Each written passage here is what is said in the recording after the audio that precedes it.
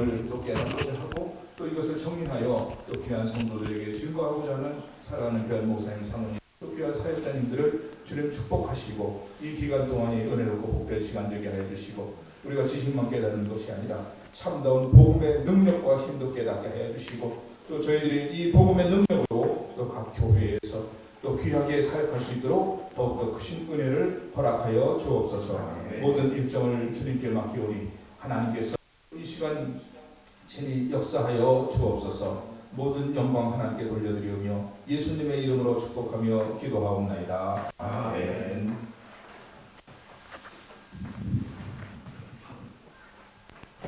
네, 이 시간에 오늘 저희들에게 2박 3일 동안에 또 우리 귀한 말씀, 이 복음에 대해서 우리가 총체적으로 다시 한번 배울 수 있고 또 정리할 수 있는 귀한 시간이 될 수 있도록 저희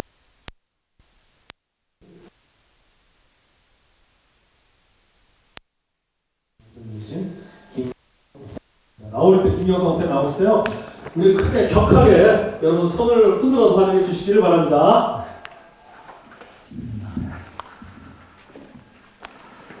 네, 반갑습니다. 강서 침례교회를 섬기고 있는 김경석 목사입니다.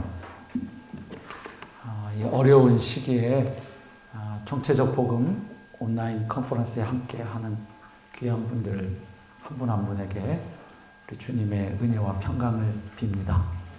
주님께서 이번에 예비하신 큰 은혜와 복을 모두에게 허락하실 줄로 믿고 또 기대합니다. 컨퍼런스 제목 보면 질문 하나 생기죠. 총체적 복음 온라인 컨퍼런스 이렇게 돼 있잖아요. 아니, 복음이면 복음이지 뭔 또 이렇게 총체적 복음, 복음이 여러 개가 있나 이런 생각을 해볼 수 있겠습니다. 사실 중요한 명사에 자꾸 형용사가 붙는 건 썩 좋은 일만은 아니거든요.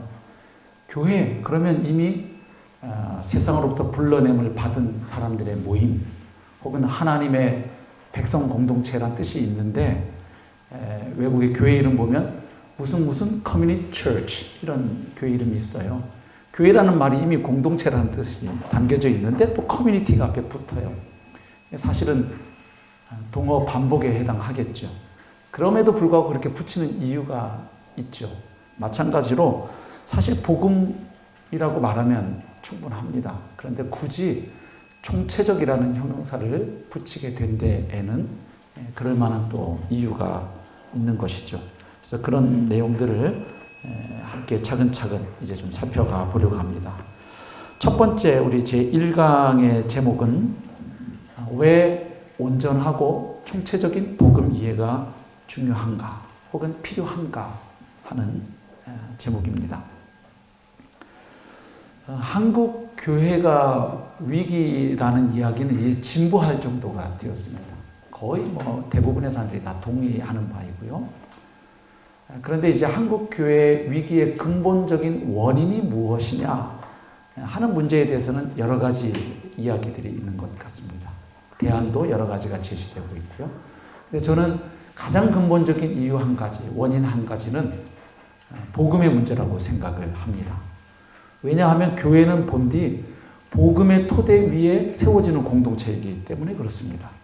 잘 아시는 것처럼 교회를 교회되게 하는 가장 기본적이고 중요한 신앙 고백은 십자가에 죽으시고 부활하신 예수님이 바로 그리스도요 주님이시라는 바로 그 신앙 고백 아니겠습니까?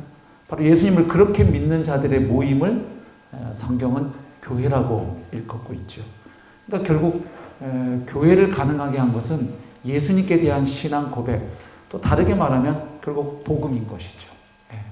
그래서 교회에 문제가 생길 때 가장 근본적인 원인은 항상 복음에서 찾을 필요가 있다 하는 것입니다.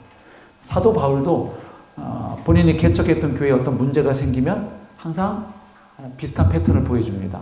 복음으로 그 교회의 문제를 진단합니다. 그리고 그 교회의 문제에 대한 해결책도 다시 복음으로 제시하는 것이죠. 그래서 교회의 위기 그 원인 가장 근본적인 것은 복음의 문제로 볼 수 있겠다 이렇게 생각이 됩니다.